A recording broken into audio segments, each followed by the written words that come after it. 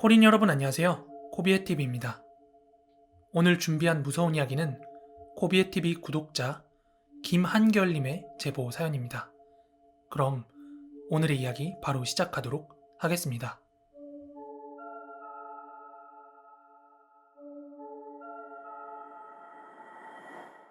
오늘 해드릴 이야기는 저희 어머니의 이야기입니다. 저희 어머니는 23살에 간호대학을 졸업하고 아주 운이 좋게 서울 근처에 있는 어느 한 대학병원에 출근을 하게 되었습니다.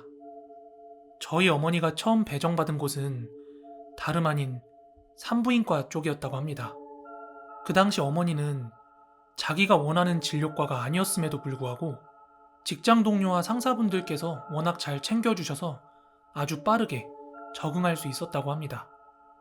다만 가장 힘들었던 건 대학병원 간호사들은 대부분 3교대 근무를 하니까 굉장히 야근을 하는 날이 잦았다고 해요.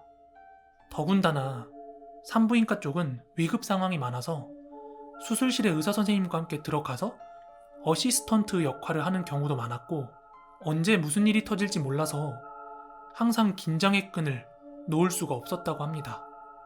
사건은 저희 어머니가 정확히 1년차 조금 넘었을 때 발생하게 됩니다.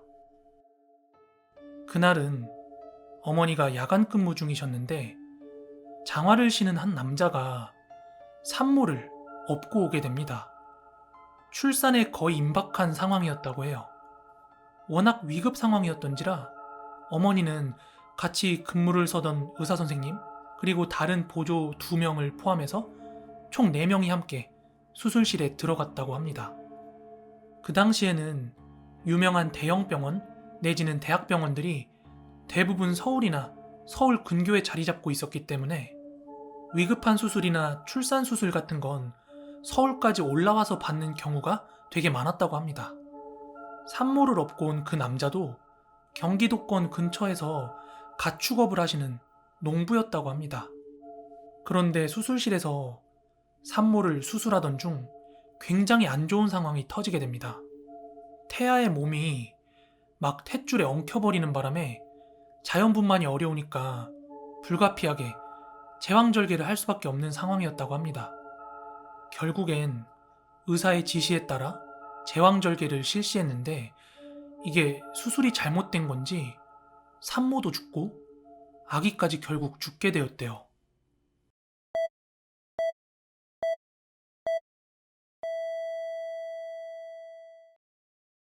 그 당시 병원 근무 경력이 1년밖에 안 된 저희 어머니께서는 이 처음 겪는 상황에 굉장히 무섭기도 하고 또 두려웠다고 합니다. 하지만 그 수술을 집도했던 의사는 굉장히 태연하게 간호사 중 제일 경력이 적은 저희 어머니에게 그 산모의 남편인 가축업자에게 나가서 이 사실을 알리라고 했답니다. 맞아요.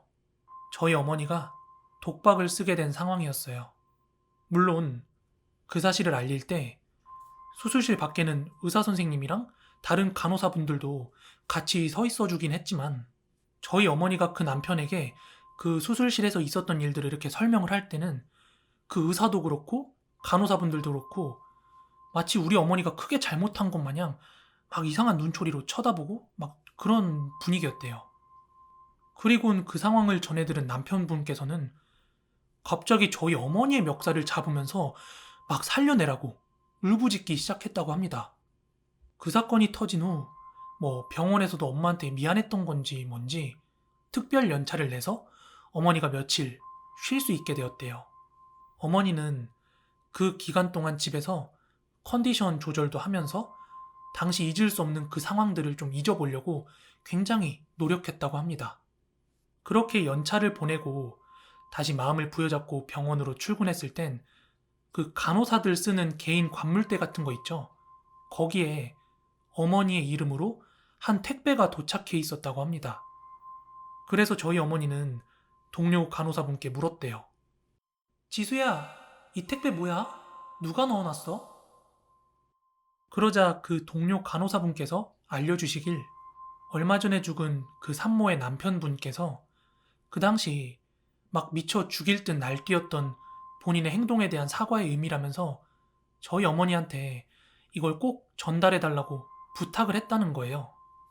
그 상자를 본 저희 어머니는 감사한 마음, 그리고 미안한 마음이 막 복잡하게 교차를 했고, 그날 있었던 그 사건에 대한 트라우마를 잊어버릴 수 있을 것만 같았답니다. 그 남편분으로부터 받은 상자는 하얀색 스티로폼 상자였는데 그 위로 편지 봉투가 하나 올려져 있더래요. 그래서 우선 그 편지를 집어들고 안의 내용을 읽어봤다고 합니다. 저는 제 아내와 세상에 나와보지도 못한 우리 아들의 죽음 때문에 너무 힘들고 괴로웠습니다. 같이 열심히 살아온 아내에게 미안하고 세상 밖에 나와 눈도 떠보지 못하고 귀로 들어보지도 못하고 말을 해보지도 못한 우리 아들에게 정말 미안합니다. 사실 지금도 간호사를 탓할 수밖에 없습니다. 용서하려 해도 절대 할 수 없습니다. 그래도 어느 정도 용서하려 노력해보매 조그마한 성의를 담아 이것을 전달드립니다. 부디 건강하세요. 저희 어머니는 그 편지를 읽어본 뒤 스티로폼 상자를 열어보았습니다. 상자는 꽤나 무거웠다고 합니다.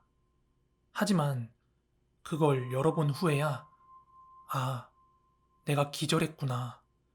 지금 내가 병실에 누워있구나 하는 걸 깨달았다고 합니다. 그 상자 안에 들어있던 것은 다름 아니라 그 남편이 키우던 가축들의 눈알, 혀, 입, 코 부분만 잘라서 피가 묻은 채로 저희 엄마에게 보낸 협박이었던 겁니다. 상자를 열어 그걸 본 저희 어머니는 기절을 한 거고, 그날 직원들도 완전히 다 충격을 먹을 수밖에 없었습니다. 소의 눈알과 혀, 그리고 돼지 코, 돼지 귀 이런 게 막 피랑 범벅이 돼서 들어있었던 거니까요. 혹시 여러분들 조금 전 그 편지의 내용 기억하세요? 자기 아들이 세상을 보지도 듣지도 말하지도 못했다는 그런 한탄의 내용이요. 저희 어머니는 상자에 담겨왔던 그것들이 뭔가 세상을 보지도 듣지도 말하지도 못한 그 태아의 죽는 순간을 상기시키려는 그런 의미로 보낸 거 아닐까 아직도 그렇게 생각을 하고 있습니다. 그 일이 있고 나서 저희 어머니는 4년 동안이나 병원 일을 할 수가 없었고요. 4년 뒤가 되어서야 다시 일을 시작할 수 있게 되었습니다. 하지만 아직도 그 트라우마에 갇혀 살고 있습니다. 길 가다가 산부인과만 보면 심장이 두근거리고 터질 것만 같다고 하십니다.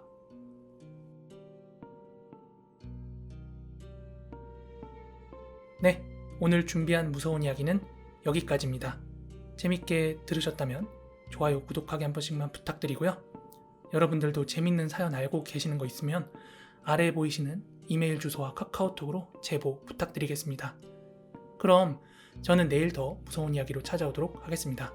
코린 여러분들 좋은 밤, 좋은 아침, 좋은 점심 되세요. 감사합니다.